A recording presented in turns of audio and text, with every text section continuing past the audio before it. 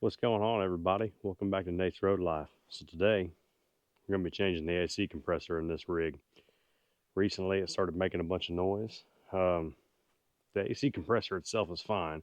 The clutch is going bad. It's a pretty common thing, really. This truck's got 270 something thousand miles on it. It's just the name of the game. Anyway, so we're going to go ahead and get this thing changed out today. Come along with us. This process pretty much the same for most vehicles. I mean, it's going to be different because you're just going to be in a different location if it's not the same vehicle and, minor things like that. But other than that, it'll be pretty much the same. So, anyway, come along with us. Let's get this done. All right, so the first thing that I'm going to do is get this air box out of the way. There's, my understanding, best I can tell by looking, there's 3 bolts that hold this AC compressor on. There's 2 that are on the bottom side, 1 that's on the top side. The one that's on the top side looks like it's probably going to be a bit of a pain to get to. So we take this air box out, hopefully make it a little easier.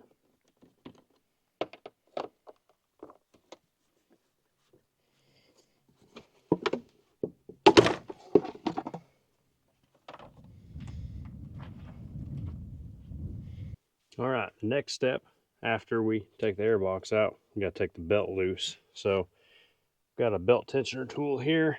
Just pry it over a little bit, get the belt loose. And I'm going to take it off the AC compressor down here.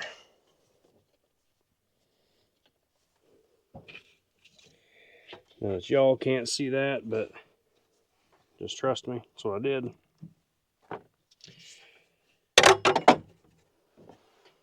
And I dropped the tool. This is what it looks like. It's just a ratcheting. I dropped the other piece, which that might be kind of fun to get out. I don't know. We'll see. Here it is from the bottom side.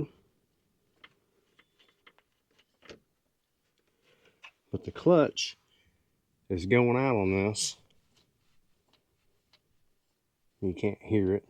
Can't spin it fast enough. But anyway, so there's 1 bolt here, 1 bolt over here, a bolt on top. There's an electrical connection, and then 2 refrigerant lines. All right, y'all. So once we took that belt loose, I went ahead, pulled the wheel well out. It's going to make it a little bit easier. So in here, this here is your AC compressor on this truck. Here are your 2 refrigerant lines. Now, this one here is just a 13 millimeter. You got 2 of them. Pop them loose, pull them off. A very, very important thing to note here is this. These are under pressure, and the stuff that's in here is not good for the environment. So you do not just want to come up underneath here and take it loose and let all that stuff blow out. 1, it can hurt you potentially. 2, it's, like I said, bad for the environment. So you need to either evacuate the system yourself or take it somewhere and have them evacuated. I elected to take it somewhere and have it evacuated because I don't have a tank to house the refrigerant. I didn't feel like buying one either. So just take it in, let them do that right quick. Took them half hour, and they pumped the system down. Bada bing, bada boom, all good to go. And now I can take everything apart, don't have to worry about it, and I can put the refrigerant back in it myself. It's just I didn't have a recovery tank. So anyway, so here's what it is. 1 bolt here, 2 bolts down on the bottom. These 2 lines right here. Here's the other one. I don't know how you can see it right there. Pop that loose. And I'll holler at y'all here in a minute whenever I get this thing down. All right, I just wanted to give y'all a little heads up here. These bolts do not come all the way out. So that's not super important right now, but that is going to be very important whenever you go to put it back together. Because if you stick this thing in the hole and put the top bolt in, and don't have these two bolts stuck into the compressor, you're going to have to take it right back out so you can put them two bolts in and get it back up in there. So let's make sure that we remember that. When we go to put this compressor back in, these two bolts need to be slid into the compressor, and then we'll slide them the rest of the way over and tighten them down. All right, so now that we got this old AC compressor out, this is a very important step that you cannot skip. The new AC compressor came with 3 ounces of oil already in it. Now, this system here holds 6 or 7 ounces of oil, I don't remember total. But the crucial thing is, this AC compressor that came off the truck, if it has 4 ounces of oil in it right now, and that one only has 3, if I put that one on, now I'm an ounce short in the system, which doesn't sound like a whole lot, but whenever the full system is only 6 or 7 ounces, that's kind of a big deal. So we're going to drain this into this, see how much oil comes out of it. If it's more than 3 ounces, then we're going to have to add that oil, you know, the extra, into that compressor before we put it on. If it's at 3 ounces, no big deal, slap the new compressor on. If it's slightly under 3 ounces, then I'll probably just put that compressor on and not worry about draining it, because I highly doubt that it's going to be substantially less than 3 ounces. It might be, you know, just shy of 3, but I doubt that it's going to be very far under 3. All right, so we drained the compressor. Now, it had less than 3 ounces in it, so we don't need to worry about adding any. However, you've got to remove these studs from the old compressor to put them in this compressor. I had to run to Harbor Freight and pick this up. Don't make the mistake that I did. I didn't have these, so I had to drive an hour to town to go pick them up. Anyway, takes a see here, I don't want to get lying to you. I believe it's an 8. Yes, it's an E8. So once again, here's the set. It is an E8. I don't know if you guys will be able to see that or not, but that's what it looks like. Hopefully it showed up good on the camera. Anyway, we are currently up by Fargo, North Dakota, and it's an hour drive to Fargo, and that's the only town in the area that has any sort of part stores at all with tools. So after I drained this and then realized that, hey, I need to pull these studs out to put them in this, and then I did not have the right size stuff to do that with, it was an hour drive there and then an hour drive back. So save yourself the heartache. Make sure you got that. Especially if that, luckily for me, it wasn't my only vehicle. If this is your only vehicle and you're doing this, you'd be in a real bind. So anyway, all right. So we got these studs out. We've got to put them in here. Now, I don't want a bunch of dirt and stuff to get down inside of this for obvious reasons. So I'm going to remove these caps, or the bolts rather, for the caps.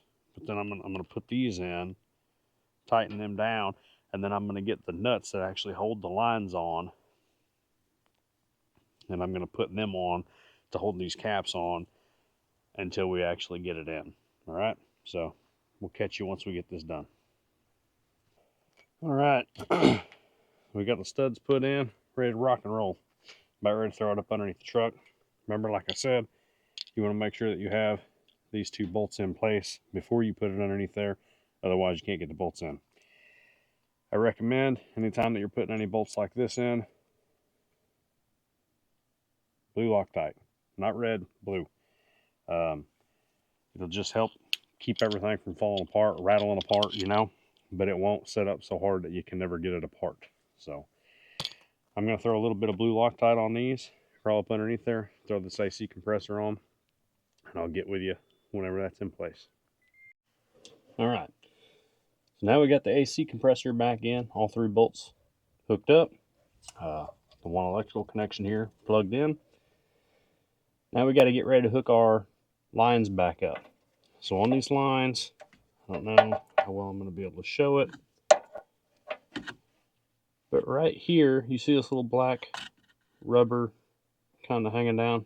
That's part of what used to be an old seal. The new AC compressor comes with new ones. So just have to get up in here with a pocket knife or something and pop them old ones out, slide the new ones on, then we'll bolt them on. Won't be no big deal. I don't know how well I'm going to be able to show this with the camera. I'm kind of having to hold the camera because if I let go of it, it falls over. I'll try to get you propped up somewhere, but no promises.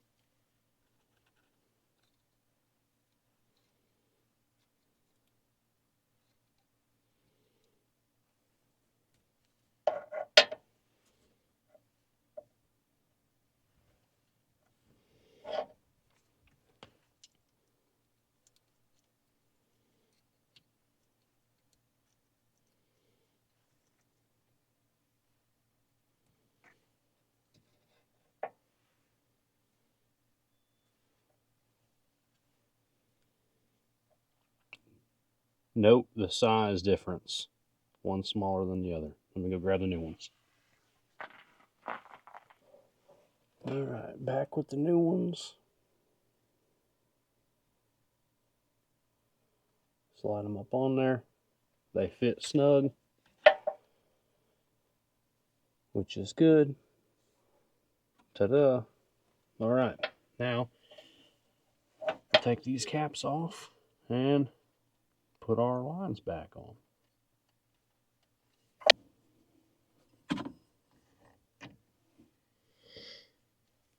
Be extremely careful when you're doing this. Try your absolute best to not get a bunch of dirt in there. If you get a bunch of dirt and stuff in there, that will negatively impact the lifespan of your AC system.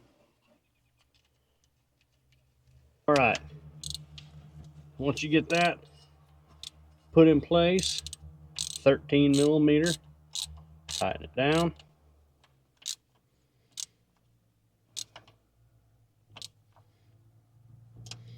You don't have to get ridiculous with it, but make sure it's snug.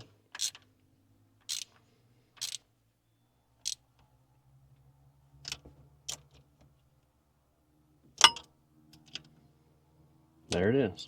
Okay. Now, we just got to hook the belt back up to it and put the air box back in.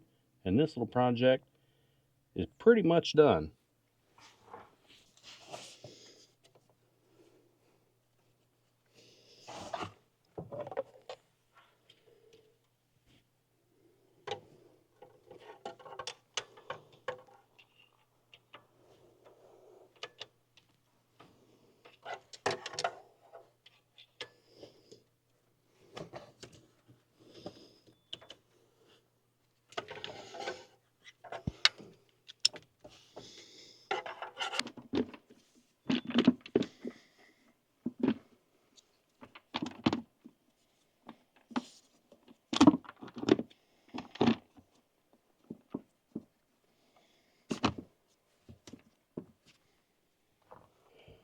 All right, y'all. So that concludes the removal and reinstallation of an AC compressor on a 2012 Ram 3500.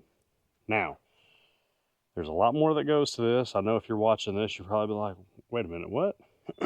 Yes, you still have to pump down the system and charge it and all that.